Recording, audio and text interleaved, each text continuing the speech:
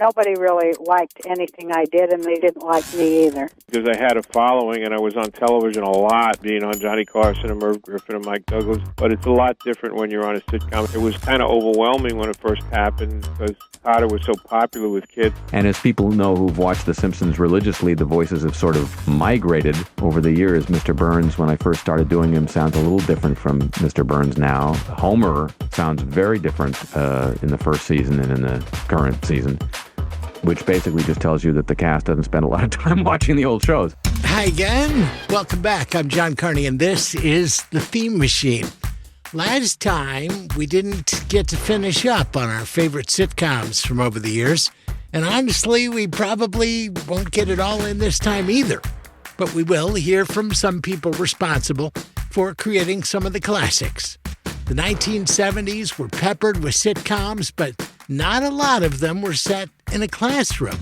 There was Room 222, and this one that made a superstar of John Travolta. It was called Welcome Back, Kotter, and it ran from 1975 to 1979, highlighting a classroom of miscreants with a teacher, Gabe Kaplan, at the helm as their instructor. He was about the only one in the cast who, as a stand-up comic, had any real show business success before that show. With the TV show Welcome Back, Kotter, it was pulled from your material. Right. Now that is so commonplace with the shows with Seinfeld and Paul Reiser and Mad About You and Drew Carey and Kevin James, and it goes on and on and on. In your estimation, which one do you like best since yours?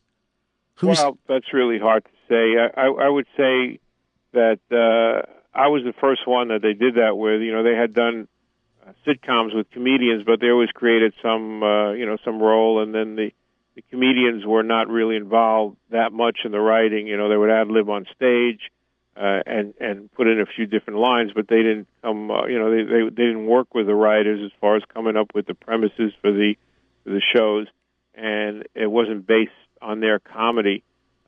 When I did it, it was based on the type of comedy I did and the characters that I had created, and I was involved, but there was always a little tension because the writers, you know, in television, like from the 50s, 60s, 70s, the writers were the writers and the actors were the actors, and that was a line that really wasn't crossed. In variety it was, you know, but not in sitcoms.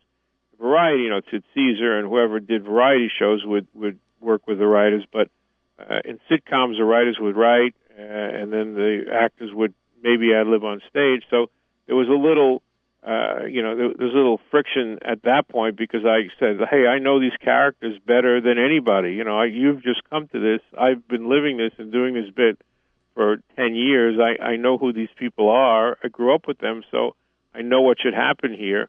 And, they had they were very territorial about what they did. But since, you know, they've learned that nobody does know the material as well as the comedians, and they let Jerry Seinfeld and Ray Romano and Kevin James and Roseanne Barr and George Lopez and all these people do their shows and be the ultimate comedic voice as to what happens. And they found that they're very successful doing that, but it was still like pulling teeth when I was the first one to do it. Tell me what comes to your mind first when you look back on the change of your life personally, when you went from doing stand-up, working clubs that might have been strip clubs, you're working comedy clubs, doing things like that. Certainly a very different world when all of a sudden you become the star of a network television show. Well, yeah, it was much different because I had a following and I was on television a lot, you know, at that time period, doing variety shows and guest spots on talk shows and being on Johnny Carson and Merv Griffin and Mike Douglas. But it's a lot different when you're on a sitcom, especially a hit sitcom, especially a sitcom that's popular with kids. And everybody wants, to give you, to get you to sign something or to take a picture with them or to talk to somebody, you know. Lots of times, I'm glad they didn't have cell phones in those days because people would have come up to me and talk to my son. He won't go to sleep, unless he says hello to Mr. Kotter or right. But it was with autographs and taking pictures, and it was kind of overwhelming when it first happened. because Kotter was so popular with kids. Welcome Back, Kotter. It's been in syndication continuously, I think. Do you watch it if you're channel surfing and you see that? What pops through your mind when you see that now? When I see it, I think of what happened during that week that we did that particular show, because there was always a story about every show and things that happened. So that's what my perspective on it is different than everybody else's perspective. I think of a joke that's in there that someone didn't like, or maybe there's a joke in there that I didn't like, and I wasn't able to get it out, or there was a great joke that I wanted to put in there that the network wouldn't do. So I just relive the experience of the taping of that show that week. That's what I see. Do you stay in contact with much, if any, of the cast? We all live together. Yeah, well, actually, Travolta moved out right after Pulp Fiction. The group of students, to use the term lightly, were affectionately known as the Sweat Hogs, with John Travolta front and center as Vinnie Barbarino, a role he somewhat reprised in Saturday Night Fever. Other classmates were Epstein, Boom Boom Washington, and Arnold Horshack. Horshack, with that quite memorable laugh, which I won't do for you now, was played by Ron Palillo, who, after experiencing the success of that show, really had to weigh doing something like that again. Given that opportunity to get back into a sitcom situation, would you be interested in something like that? Only if I wasn't playing the character as extreme as I played on Kotter. Because what it did was it crippled me for the entire decade of the 80s. Yeah. Thank God that I was brought up in theater and was able to do as much theater as I did. But I am one of those overachievers who always has to be producing something. And the 80s was not a good time. But it you know what? It was really bad for the ego, but it was good for the art because I'm a much better actor. I'm a much better artist now than I was then. We've seen a lot of the very successful television shows from yesteryear become major motion pictures. McHale's Navy, The Addams Family, The Brady Bunch, two of those. Was there talk of ever doing a Welcome Back, Kotter film? Well, if there is, I don't think that we would be particularly privy to it because we're also long in the tooth to be in it. So the idea of a Welcome Back, Kotter movie without us being involved in it, I think would be abhorrent to all of us. Now, do you guys ever still get together? Do you see any of the guys from the show? Because after all those years, it's... Oh, yeah. We were all young actors together in New York, and we all met at the first reading of the scripts, and we looked at each other, and we said, we've got to become like brothers. We've got to become really, really, really close in order for this thing to work. And we did instantaneously, I think, out of desperation and out of ambition and out of some kind of chemistry that the producers saw in us, that they really thought that we would be good together. And when you meet in that kind of crisis, sometimes you are fortunate enough to always be together, and we certainly have been. That was Ron Palillo, who was Horshack on Welcome Back, Kotter. What was that name again? Horshack, I'm Horshack. Yep, that laugh there. Besides the chemistry of the characters, a part of the show's success was the theme song, Welcome Back. It was penned by Loving Spoonful member John Sebastian and found itself #1 on the music charts and stayed on the charts for 14 weeks. You would think that a memorable ditty like that would take some time to craft. Think you'd be surprised to find out, as I did from John, that wasn't the case. I was shown a few kind of rough, it was like filmed rehearsals and that kind of thing. And so I go home that night and I write a really terrible song. And at the end, welcome back, welcome back, welcome back. I go, that part's good, though. Then I kind of tear it apart, put it back together, and by the next morning, I've made demo. I go in, and I play the cassette. And so Sebastian, you you got this assignment yesterday afternoon, right? I said, yeah. And you made this in time for this meeting. I said, yeah. You've got this thing the day after we give you the assignment. Within another few days, I had the actual record made. Welcome Back didn't exist as a title. It was called Cotter. Things that I asked the day that I was about to go home with this assignment was, please don't make me include the word cotter in this song. Because for one thing, it shrinks the applicability of the song completely. And the next day when I come in, before I even sing them the song, they say, we decided to change the title of the show. This is the Theme Machine, and I'm John Carney. It's part 2 of Sitcoms this week, and we'll step out of the classroom and head into the office. The show of the same name originated in England and was the brainchild of Ricky Gervais. Quite often, shows from other countries don't translate well when they get Americanized, but The Office was certainly an exception to that.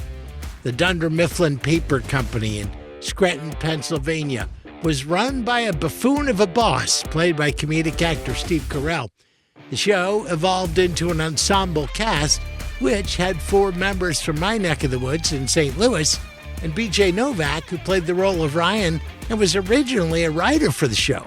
It turns out that he also had a connection to another member in John Krasinski. I didn't realize until I started readying myself for our conversation is that you and John went to high school together. Yeah, high school, Little League, everything. Did you do plays and stuff together, or was the first... Interestingly, and it's going to sound like I'm taking credit for his entire career, which I am, I was always involved in plays. He wasn't. He was just, a popular, normal kid who wasn't in with, the theater geeks. And our senior year in high school, we always did a show at our school called The Senior Show, which was sort of, the whole school got involved in that. That was sort of a parody of the school and the teachers and everything. And John auditioned for that, and I was in charge of casting it, and he was awesome. So even though he had never acted before, I gave him one of the lead parts. And after that, he told me he was going to pursue that acting thing, and I thought, well, all right, buddy. Good luck. Good luck. I wasn't even pursuing acting then. I was just, trying to be a comedy writer. And then we met again a few years later at the final callback for The Office, and as soon as I saw him, I knew he was the perfect person for that part, because he just really was Jim. And it's probably tough to go back to that beginning of that show, considering it ran for 9 years. But it was an adaptation of an English thing. And for some reason, we ruin British television when we try to remake it. In general, we do. Yeah. B. Arthur and Fawlty Towers. Yeah. Enough said, I think. Do you remember thinking, well, this will be an interesting... Absolutely. I remember everyone else thinking that. And I would have thought that, except I met with Greg Daniels, who was creating The American Office. He saw me at a stand-up show and asked for a meeting, and I knew who he was because he had an amazing reputation. He had created King of the Hill and written for The Simpsons and SNL. And when I met him, he was the most intelligent, articulate person about comedy that I had met to that point. He really believed in truthfulness and intelligence, but intelligence in a way that was, fun for everyone, not pretentious, just the kind of smart stuff everyone likes. And he was so smart about it. He even drew a Venn diagram, those overlapping circles of what type of comedy there was and what kind he wanted for this show. And I thought, this is one of the smartest, most grounded people I've ever spoken to. So whenever anyone said, oh, the American version of The Office, I thought, yeah, but you haven't met Greg Daniels. That's B.J. Novak from The Office. Another very memorable character on that show was Dwight Schrute, a character so popular, in part because most offices have one. And some credit should fall on the acting chops of Rainn Wilson, for sure, who actually started in radio. My first media, my first experience in the media was doing radio. Yeah, I did it at WNTH at my high school radio station in Chicago. They had a radio station there, which was amazing. And I did Uncle Rain's Story Hour. I had puppets and friends reading children's stories while I played punk rock music. And it was It was a hell of a lot of fun. Let me add, too, that you sound amazing for a dead man. I guess you never get used to celebrity life, but it was really like in the last week or so that Facebook and several other sites reporting that you're dead. Yeah, that happens periodically. Every year or two, there's a big burst of stuff about how I've died. And it's a very funny prank, although it did scare the crap out of my stepmom. And she really got scared once when she read about it. And then she didn't know what to do, and she was very upset. She was calling me, and I was like, Mom, you cannot believe everything you read on the internet. I don't know what you're thinking. For what it's worth, Rainn, we're thrilled you're not dead. Britain's version of The Office only ran from 2001 to 2003, yet the U.S. remake ran 8 years and will live in syndication forever. It's the Theme Machine. I'm John Carney, and this week it's part 2 of sitcoms over the years. Another one that not only had a good run, but even got a reboot. Roseanne debuted in October of '88, and not unlike what Gabe Kaplan explained earlier, it was a show based on a character created by a stand-up comedian, one Roseanne Barr. The show was instantly a big hit for the network, which made me wonder if its star, to this point, could do no wrong.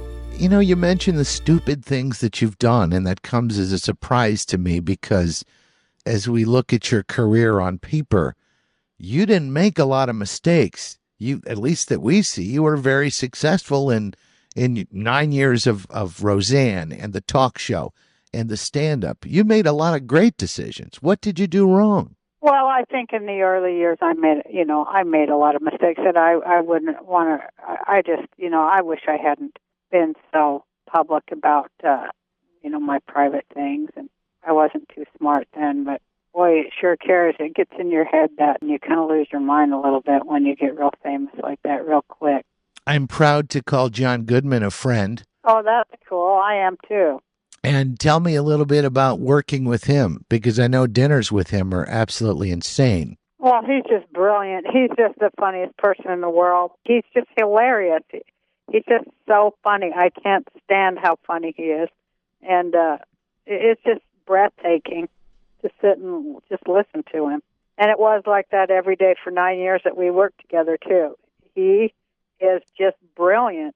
There's nobody I've ever met that's that funny. With his twisted sense of humor, your comedy background, I bet there was a fair amount of stuff that we didn't see, some cutting up on the set and things. Oh, no, the funniest stuff was what didn't make it to the tape, That was a little bit dirty and twisted, yeah. We had our own little things that we played all the time, like we always had our subtext of the Roseanne show being that we were basically just a bunch of drifters that were playing rich people. We were Carney folk that were playing the Connors, who we thought were really rich because, they owned a house and we just lived in the carnival tents. But, we always had like the parallel Roseanne show that we all had our characters and stuff. We're like, oh, go play the rich people now. We had a lot of fun doing that. 9 seasons, 222 episodes. It's still running all the time in syndication.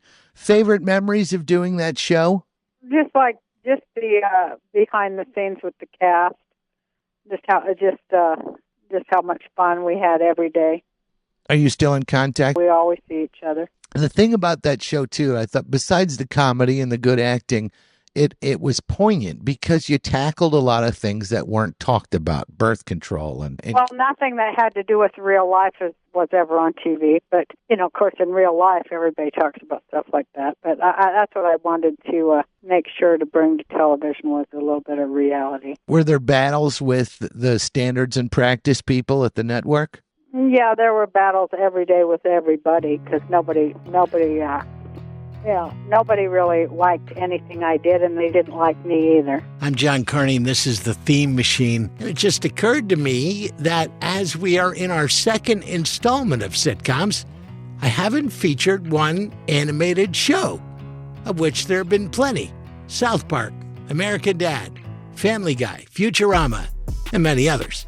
But by far, the longest running is The Simpsons, lending his vocal cords to several characters on that show was comedian Harry Shearer. I was Smithers and Burns. Yeah. Smithers and Mr. Burns. Now, were you in on The Simpsons when it was part of the Tracy Ullman vignette? that was just the family. I've never been a member of that family. I'm just other people in their lives. So I joined when the show began as a separate show. And did you know Matt, or how did you get involved with right timing? Just a lucky. I knew Matt only because we'd run into each other on a street corner in L.A. He had been writing a column for a local alternative weekly, and I'd been doing my radio show, and he said, "I'm a fan of yours," and I said, "Well, that's nutty because I'm a fan of yours." That was the Life is Hell? No, it was not the comic strip. He did that, but he also had a column which was supposed to be record reviews. And Matt just turned it into a column of explaining every week why he didn't review any records. And it was just brilliant. And it's, dog ate my homework times 10. And I just said, I'm a fan of the column. And we went on our separate ways. And 4 or 5 years later, I got a call from first his office and then Sam Simon's office saying, "We want you to be in this cartoon." And I don't want to do a cartoon. And they said, "No, it'll be fun." And they twisted my arm a little bit. And I went, "Okay." Which you had always done a lot of dialects, a lot of voice work prior to that, though. No dialects. And it was only when I found out that we were going to be doing the voices before they did the drawings. So the animators were going to take their cues from us. And that the emphasis was going to be on acting as opposed to just goofy voices, animal voices, that it became interesting, Yeah. So did they have the characters already set up? This is who you're going to be, or was they didn't have drawings? A brainstorm of? No, we just got scripts that said, and they'd sort of kind of assigned characters. So, I'd look in the front of the script and it said, Harry Shearer plays these characters, and I'd look at what they said and kind of make up a voice to fit them. And as people know who've watched The Simpsons religiously, the voices have sort of migrated over the years. Mr. Burns, when I first started doing him, sounds a little different from Mr. Burns now. Homer sounds very different in the first season and in the current season, which basically just tells you that the cast doesn't spend a lot of time watching the old shows. You couldn't have known the legs that this thing was going to grow. No. But did you know that it was certainly something special, or was this, I'll be doing this for 6 months and then I got some other projects I'm going to work? It was sort of that. It was sort of the latter. Nobody really, don't forget, it was on a network that barely existed at the time. Right. So that was the first joke, is you're going to be on a show on Fox. So what do you think is going to happen there? Right. Review the fate of most of the other shows on that network at that time. How many of us have bought the Mr. President starring George C. Scott bath towels, or the New Adventures of Beans Baxter mugs?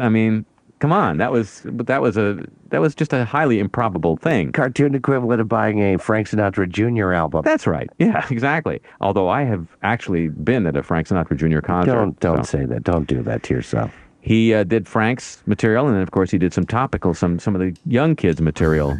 I'll simulate a little bit of that for you. Desert Horse Name. Okay. I'm John Carney. This is the Theme Machine. That was Harry Shearer.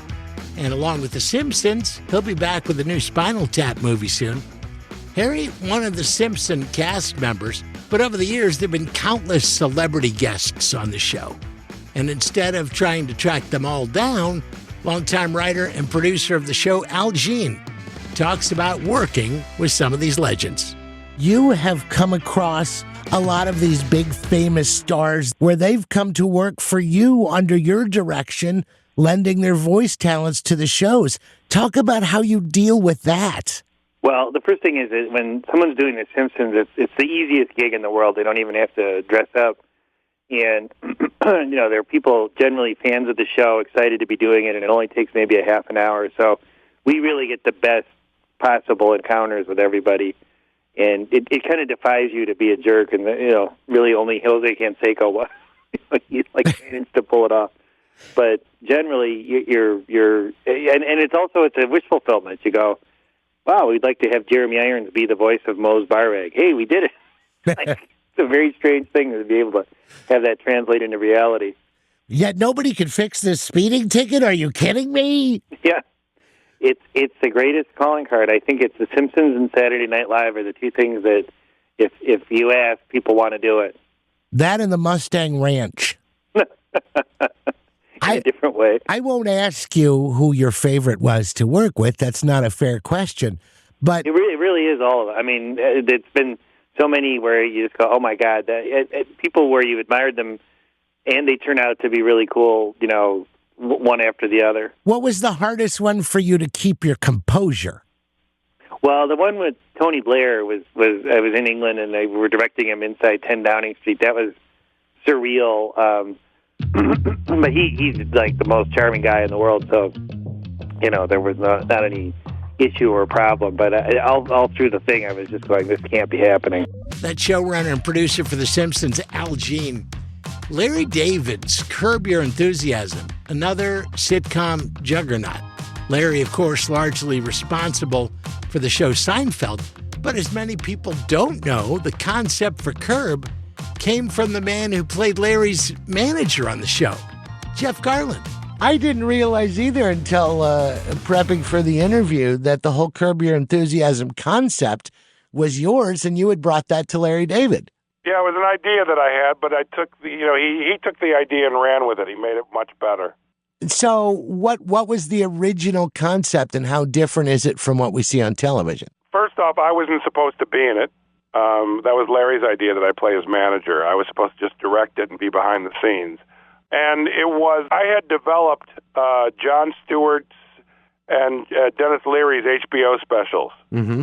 And so we were on the road developing them, and I thought it'd be really cool to do an HBO special that shows the making of an HBO special. You don't even have to do the special itself. And you can improvise with the different actors. You don't have to even have real families and all that stuff. And so I was telling Larry about my idea, and he said, I like that. Let's do that. Putting a show like that together with very little on paper is virtually unheard of. There is stuff on paper. It's 7-8 pages on paper, where there's usually 35 pages. That is unheard of, too. So it's not like we have no pay. I mean, we very few. 35. Yes, 35. You talked about putting Jon Stewart's HBO special together, Dennis Leary's special together. Being a stand-up comic and having your own comedic voice in your head, how do you have to reset yourself when you are developing a vehicle for another comic with another style? You have to really understand what their comedy is about. And I have that every week on Curb Your Enthusiasm. My job as a producer on Curb Your Enthusiasm is to help Larry David get on the screen what he wants, not what I want. Right. What he wants, what he's going for. So every opinion that I give him is, I think this would be good like this because I know this is what you're going for. And with Curb, every episode, it's just waiting to see how inappropriate Larry's going to be with his actions or his words. Is he really like that somewhat? The key word is somewhat. The same way I'm like my character, somewhat. My character is, I think, has no morals, doesn't care about anything, but I play him like me. Larry David, he plays it like him, but Larry David wishes he could say those things to people. I will say that, but he doesn't. Jeff Garlin from Curb Your Enthusiasm. He was also the unicorn in Toy Story 80 or something. Anyway, these podcasts go way too fast. We could do weeks and weeks on TV, sitcoms, and maybe in the future we shall. But next time on The Theme Machine, it's pen to paper. We'll go deep with people that make books, poems, and screenplays spring to life. Join me for visits with Anne Rice, Dave Barry, R.L. Stine, and Kinky Friedman. I'm sure there's more. I just don't read much. See you next time on The Theme Machine. Production assistance, compliments of Everett Marshall Creative. Be sure to tell your boss about the show, and if you're the boss, tell your employees. Listen to the show or they're fired.